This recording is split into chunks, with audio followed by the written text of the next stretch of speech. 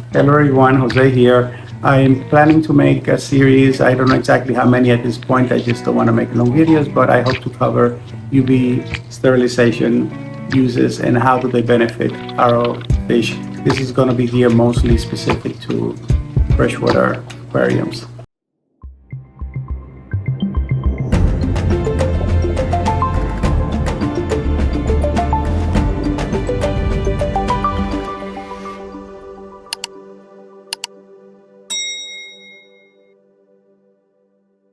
UV sterilization is something that I have been considering for a number of years. And why now? Okay, I'll tell you a few reasons why I definitely decided to do it. One of the primary reasons why it has been holding me back has been because of cost. These can be expensive units depending on what you're using and what your intended use for it is. And also the other thing is I have been informing myself basically of its uses, what it's for, but sometimes you just need kind of somebody to kind of help you pull the trigger and go on and just get it done. Sean from Discus North, thank you. The same thing as earlier with Gordy from Red Laser. He kind of helped me pull the trigger a little bit about getting some black Venezuelan corridoras. They're kind of a little bit on the expensive side, so it was just, if you're going to get some of them, you have to get a bunch, at one time. So I finally decided, what the hell, I'm going to do it. So now with the UV sterilization, why do it now? This hobby is an expensive hobby, as we all know, and especially keeping discus like these guys here. I probably have about 25, 26 of them. And when you average cost of them $200 or more, it can get quite costly. Now, UV sterilization has been used in the food industry, in the medical industry to sterilize things. Now, what sterilization does is not to kill bacteria or any pathogens, but basically is to disrupt the DNA so that they cannot reproduce anymore. And essentially what you're going to do is you're going to decrease the bacteria count or any parasite counts that you may have in your water. Now, the UV sterilization, as I say, will disrupt the bacteria's DNA in your water column. It will not affect your beneficial bacteria within substrate and any other objects that they can produce on and live on there. Now, one of the things, what do I hope to get out of UV sterilization? One of the things is I hope to decrease any illness periods that I may have.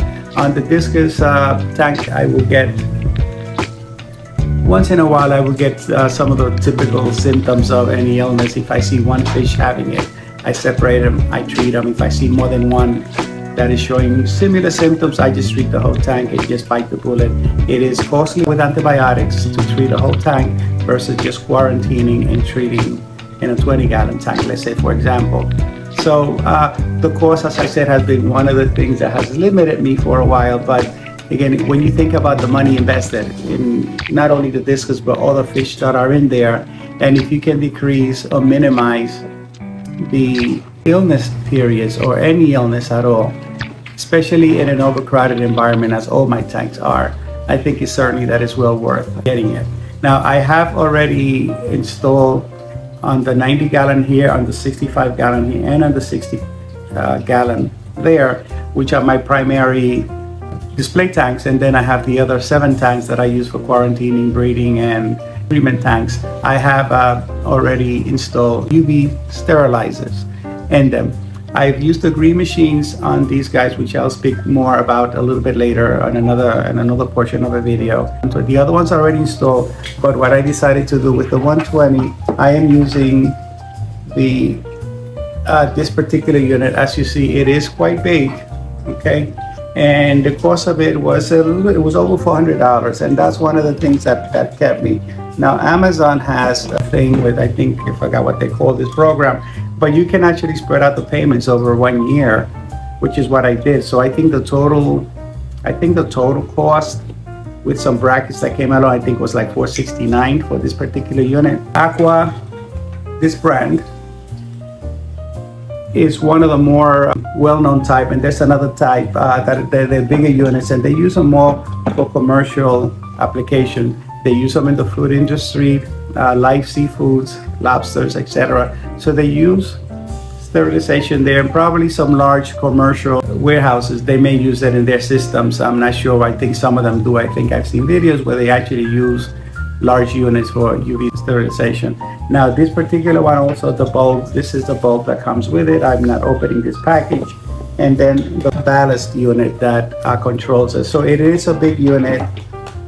So keep in mind that the size of it, where you're going to install it. I'm going to install this one outside of the cabinet because you also need to have access to pull the bulb out, which they say is good for about a year or so.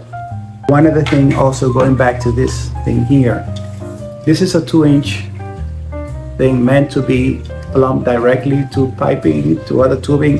For 2-inch tubing, if this is what you have, they have other with a union, right? Like this one is here.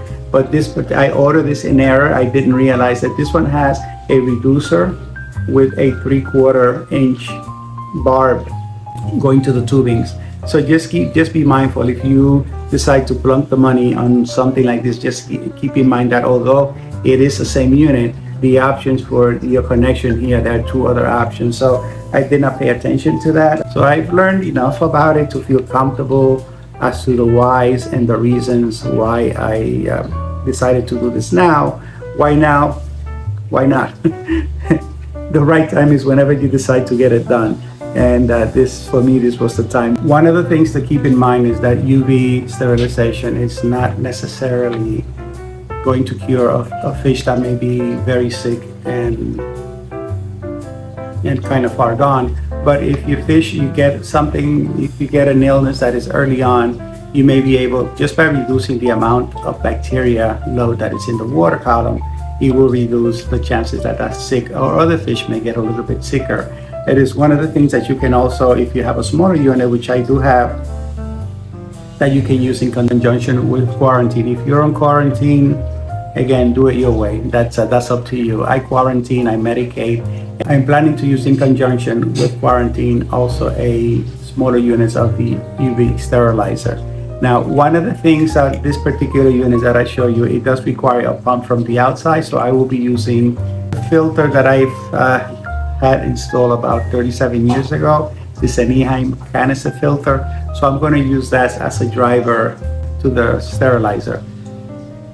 As opposed to instead of getting an additional pump, I'm going to use something that I already have. You can see a video, there will be descriptions below, for this filter that it was in a dry 75-gallon tank at my home where my older kids and ex-wife live.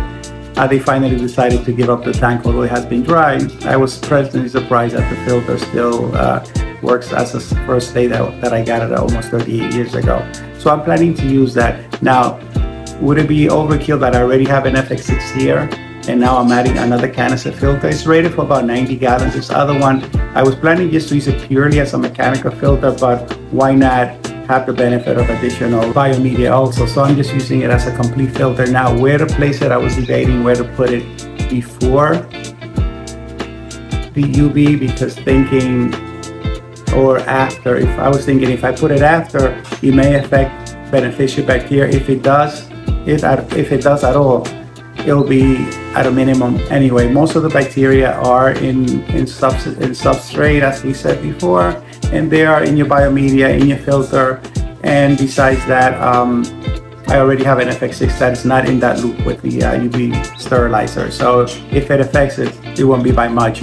But anyway, I was also thinking if I put it after, I'll put up a diagram what I'm actually doing as far as the location of it. But I decided to put it after because cleaner water will pass through the sterilizer, and it will also improve, because the cleaner water, certainly you improve the contact time with the light and passable bacteria. Now you have to decide what is the purpose of you using your sterilizer. You can use it for green water, for example, for algae, however you say it, for algae. And for bacteria and parasite. Everything has to do with fluoride through the UV sterilizer. My decision is for my reason for using it is for bacteria. Bacteria, because they can reproduce a lot quicker, you need a faster flow. And for this particular one, This is anywhere between 500 to 1200 gallons per hour. If I'm going to achieve that flow through this filter, I'm not sure, but other smaller pumps that are sold for this purpose, they don't, I think they create as much or less flow than this Eheim filter. The other thing is also for parasites, they don't reproduce as quickly. They require low flow, and so does algae. So again, my reason for it is bacteria. I don't want to make this introduction too long, so I'm just going to recap again. My hope for the UV is to decrease any sick periods, the frequency of it, which is not too many. Maybe once or twice a year you have to treat the whole tank, but with this I'm hoping that the chances will be less. I hope to increase the health of my fish, decrease fish death, and also it will have an added benefit of keeping water clarity. I don't have an issue with water clarity at this point between the filter. I keep, if you can probably see in right over here, this is a Marineland polishing filter. I keep it there purely for mechanical. I took the other options for being chemical or biological. It helps a lot with debris in the water, and also the pre-filter that I have on the FX6 just decreases the amount of time in between. So some of these, this guy in another month will be a year since I changed the service of filter. I do remove the floss at the top every month or 2 months. I just watch the flow, and when it starts decreasing, I just open it up, remove the top layer, keep the fine floss there, and that just returns the flow to whatever normal I have it set at to go. So those are the primary reasons for in my case is purely for bacteria, decreasing bacteria. Some of the other tanks, sometimes I get an occasional fish death. Some of these small breeds of fish, their life, they don't go as long as some of these other larger fishes can. So you do occasionally get fish death, and we all go through that. You replace them as your numbers decrease. And I think one of the things is also going to help my tanks is that I purposely like to keep them overcrowded. I like to see all this activity, so I keep them overcrowded. And in a crowded situation, there are more chances to have illness. But even with the overcrowding and my frequency of water changing, which is just once a week, and I do 70 to 80% once a week, again, that is maybe extreme to some, but that works for me. And these guys, all of them handle it well. I generally don't get fish death after water changes. Why am I saying generally? Because sometimes you may do a water change, move plants, take plants out and stuff, and sometimes gas and stuff is released, and you may have a small fish or so that may die. And I think if you may have experienced that also. So I hope that this will overall improve the health of the fish. I'll certainly maintain the pristine waters that I like to keep. It will help in addition to that, and certainly the additional filtration from the Eheim will further add to clean water. For some of those out there who says that viscous, you don't have to change water, listen, you do whatever works for you, but that's all I'm going to say about the topic. It ruffles too many feathers when you talk about water changes with some people, but viscous do like clean water. They stay healthier. And you also think about that if you have a higher bacteria count in your water, the more bacteria, the more chances they have, or parasites, of finding your fish and attacking them. If you decrease the amount by not allowing the bacteria or parasites to reproduce, you're going to decrease the chances of these pathogens finding a host. So again, I thank you for watching this video, and I am hoping that I can put them out within a reasonable amount of time in between, but there may be one more or two more on this series. Sean kind of helped me pull the trigger. He has been using it for a while. This is big in marine aquariums, and for saltwater aquariums, the same as it will be for marine. There's certainly pathogens in there that can affect your fish. So again, I thank you for watching, and look out for the other videos. Thank you so much. If you have not done so, please subscribe, share, like, and press the notification bell. Thank you for your support and visiting our channel.